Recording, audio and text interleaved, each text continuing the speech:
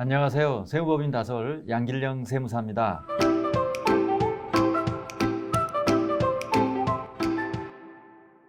이번 강의는 금융소득 종합과세하고 또 2023년부터 시행되는 금융투자소득에 대해 설명드리겠습니다. 먼저 세금의 종류에 대해서 큰 틀을 좀 보도록 하겠습니다. 세금은 이제 국세와 지방세로 나눠지는데요. 국세는 관세와 내국세로 나눠지고 내국세는 이제 크게 간접세와 직접세로 나눠지는데, 오늘 공부하게 되는 금융소득 종합과세는 소득세 범위 안에, 종합소득세 안에 들어 있습니다. 그래서 우리 소득세가 종합소득세, 퇴직소득세, 양도소득세 이렇게 세 가지로 구분되는데요. 종합소득세는 이자소득, 배당소득, 또 부동산 임대를 포함한 사업소득, 근로소득, 연금소득, 기타소득을 말하고요.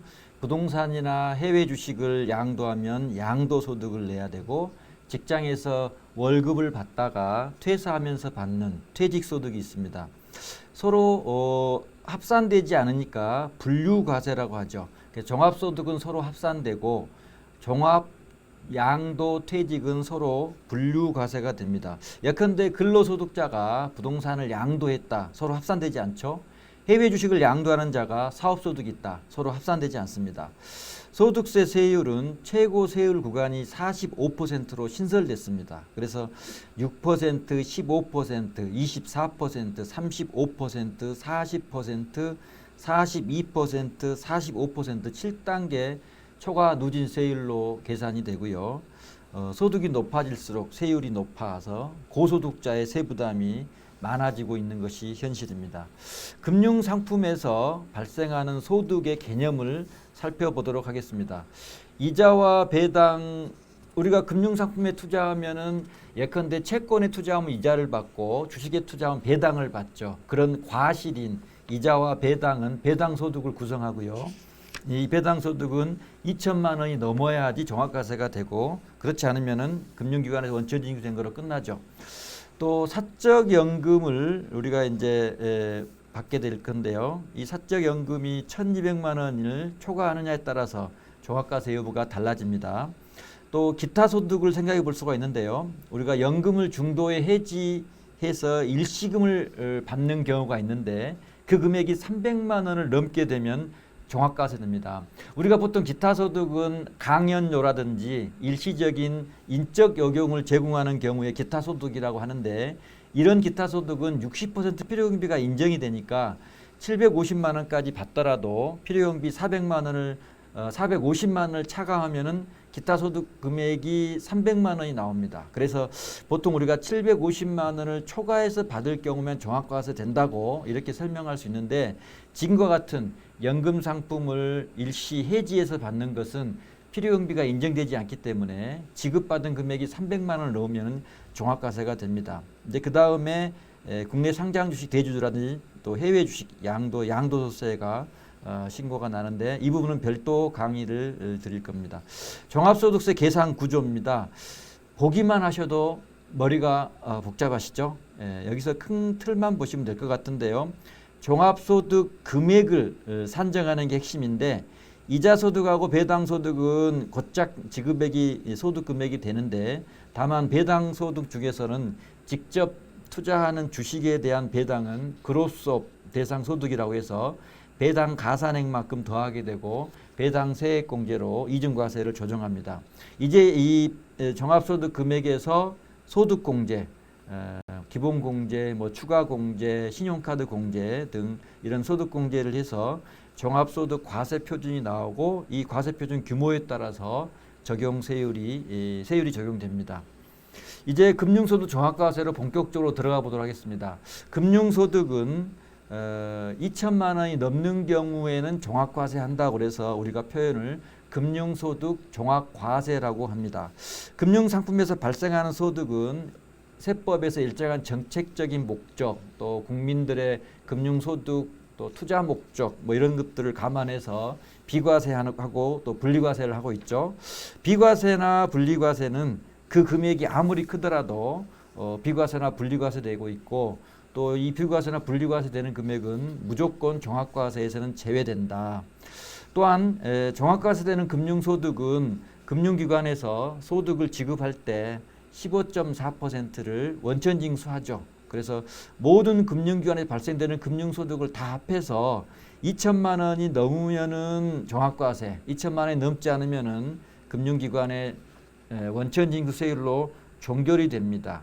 그래서 2천만 원이 넘는 경우가 중요한데요. 2천만 원이 넘는 경우에는 다시 한번 다음 연도 5월 달에 종합소득세 신고를 하셔야 됩니다. 사실 금융소득이 2천만 원이 넘은 사람들은 금융부자들이라고 할 수 있는데 아마도 그동안의 과세 당국에서도 이걸 금융소득 규모를 1,000만 원으로 하향한다는 그런 얘기도 과거에는 시도된 적도 있었죠.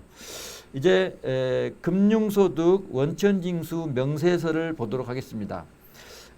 매년 금융기관에서는 3월 달에 투자자들에게 금융소득 내역을 발송하고 있습니다. 그래서 증권회사별로 명칭이 좀 다른데 금융소득 및 원천징수 내역서 뭐 이런 표현을 쓰기도 하고요. 또 명세서라는 표현을 쓰기도 합니다. 투자자로서 금융소득이 2천만 원이 넘을 것을 예상을 하거나 또 작년에 금융소득 종합과세 신고한 고객들은 이 명세서를 못 받았다 하더라도 반드시 각 금융기관에 요청하셔서 확인을 해봐야 됩니다. 금융소득 명세서를 좀 더 세밀히 살펴보면은 과세 구분을 볼 수가 있는데요. 실무적으로 매년 5월 달에 고객들 금융소득 종합과세 신고서를 대행해 드리고 있는데 각 금융기관에서 이렇게 비과세, 분리과세, 종합과세 구분을 다 명시해 놓기 때문에 그 부분만 집계하면 되니까 크게 어려움은 없습니다. 참고로 금융기관이 여러 곳인 것은 반드시 고객분들이 누락되지 않도록 다 취합을 하셔야 되는데 과세관청에서 세금 추징이 가장 많이 되는 곳이 일부 금융기관의 자료가 누락되는 경우가 많기 때문에 그 부분을 좀 참고해 주시기 바라겠습니다. 화면에 보는 것처럼 비과세되는 금융소득, 분리과세, 그다음에 종합소득은 일반 종합과세가 있고 그로스업 종합과세가 구분되어 있습니다. 그래서 그로스업 종합과세는 계산 방식이 다르기 때문에 구분되어 있고요. 옆에 소득세, 지방소득세, 주민세, 지방소득세가 기재되어 있어서 이 부분들은 이제 종합소득세 계산할 때 기납부세액으로 차감이 됩니다. 이 샘플 자료를 보시면은 이 고객의 1년간 종합소득 총소득은 2억 3,200만 원이죠. 그런데 비과세 소득이 2억 1,400만 원이 되기 때문에 이걸 제외한 개인 종합과세 대상되는 금액은 1,800만 원에 대상이 됩니다. 이분이 타 금융기관의 소득이 없이 1,800만 원만 있다 그러면 종합과세가 안 되고 분리과세로 종료가 되는 거고요. 이게 다른 금융기관 소득을 합산해서 2천만 원이 넘게 되면은 종합소득세 신고를 별도로 해야 됩니다. 그래서 여기서 우리가 가장 먼저 금융투자에서 알아야 될 것은 비과세나 분리과세되는 절세형 상품 먼저 가입하는 게 세금을 절세할 수 있는 방법이다 이렇게 보겠습니다. 종합소득세 신고서 샘플입니다. 금융소득 종합과세는 첫 번째가 각 금융기관별로 금융소득 명세표를 전부 다 받아야 돼서 금융소득을 2천만 원 넘는지 안 넘는지를 확인을 해봐야 되겠고요. 그 다음에 금융기관이 너무 많은 경우 또 금융기관별로 일일이 내가 찾아가기 힘들다 하시는 분들은 홈택스에 접속하셔서 공인인증서에 접속하시면 금융소득을 조회할 수 있도록 이렇게 되어 있습니다. 그래서 간편하게 조회하시면 될 것 같고 배당소득은 그로스업 대상인지 여부를 판단해서 계산하는 방식이 우리가 적용하면 되는데 실무적으로는 그게 어렵지 않는 게 금융소득 계산 명세서에 그로스업 부분이 별도로 표시되기 때문에요. 그 부분은 우리가 별도로 계산할 수 있습니다. 그로스업 적용 대상은 조금 전에 말씀드린 것 같이 주식에 직접 투자하는 경우에는 그로스업 대상이 되고 펀드와 ELS 같은 경우에는 그로스업 대상이 안 됩니다. 이제 금융소득 과세 계산 방법을 설명드리겠습니다. 우선은 두 가지 방식을 적용해서 큰 금액을 적용하도록 되어 있는데요. 첫 번째가 2천만 원을 초과하는 금융소득과 다른 금융소득을 합산하는 방법이 있고요.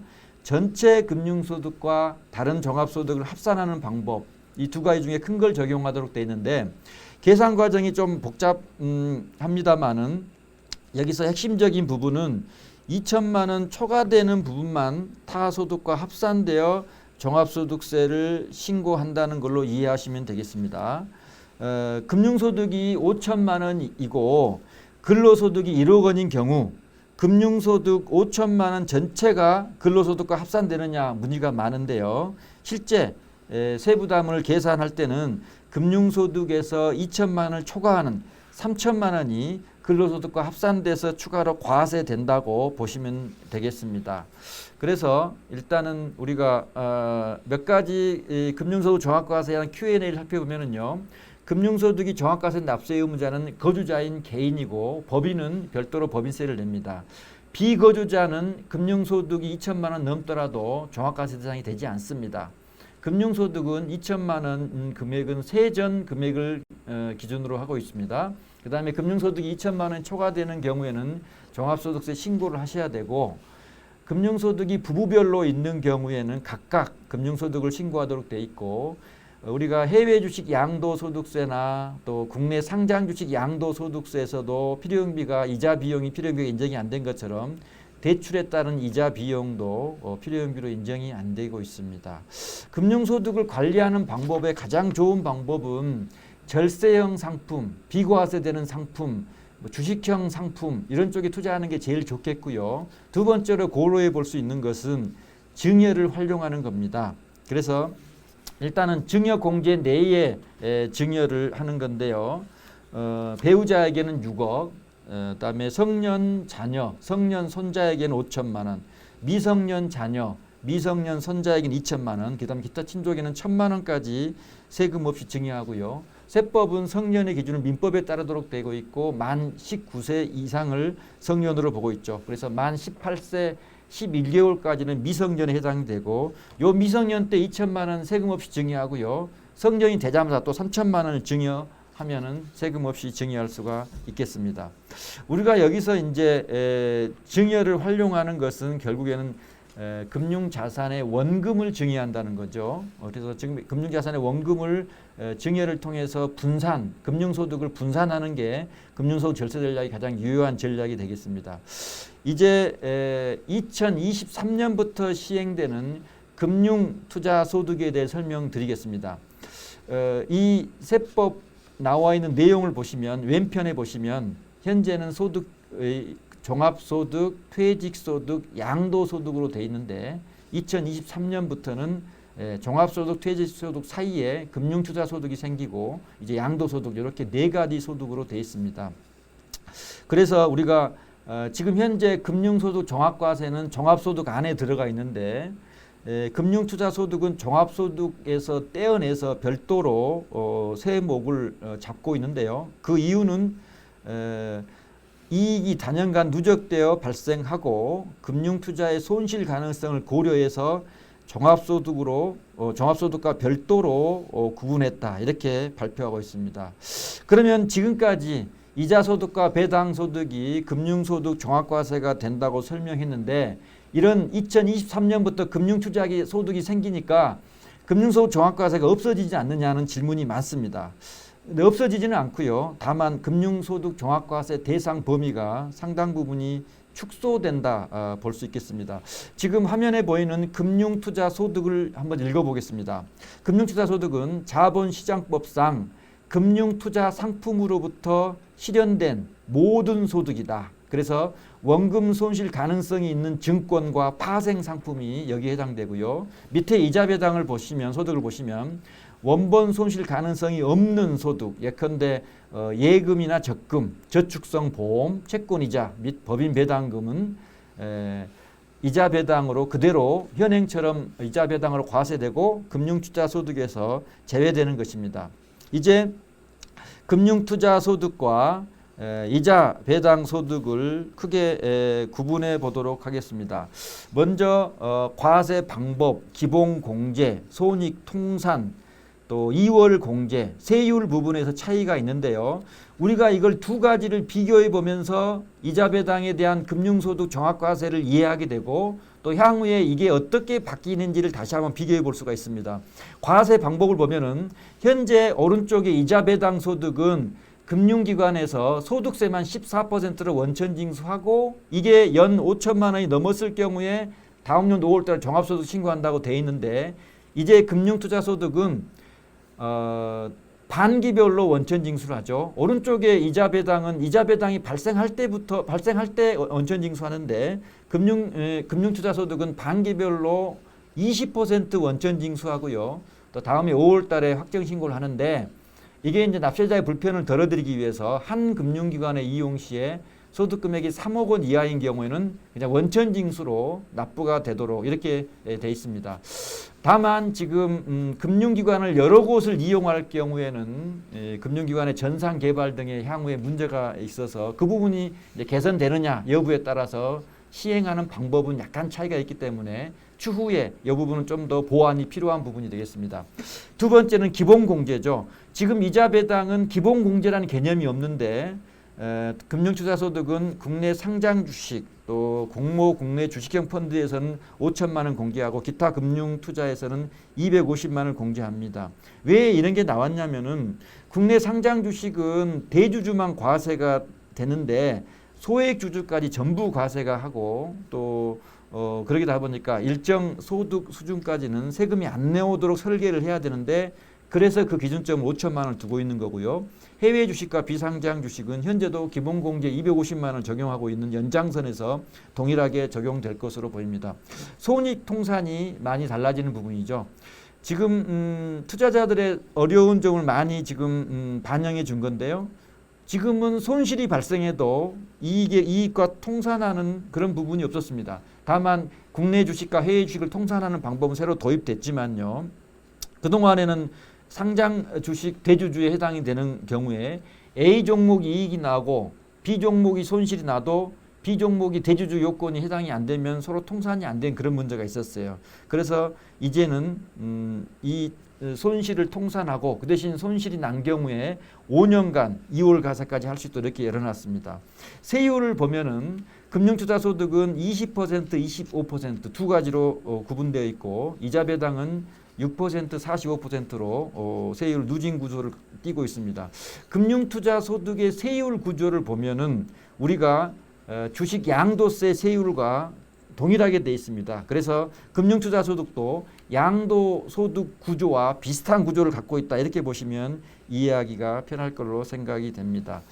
다만 금융투자소득은 2023년부터 시행이 되지만 이미 세법이 개정이 됐고 또 이에 대한 향후의 투자 포트폴리오 또 절세적인 어떤 니즈 이런 부분을 감안해서 미리 알아두고 선제적으로 대응하는 게 필요하다고 생각됩니다. 지금까지 금융소득 종합과세하고 금융투자소득의 설명드렸습니다. 감사합니다.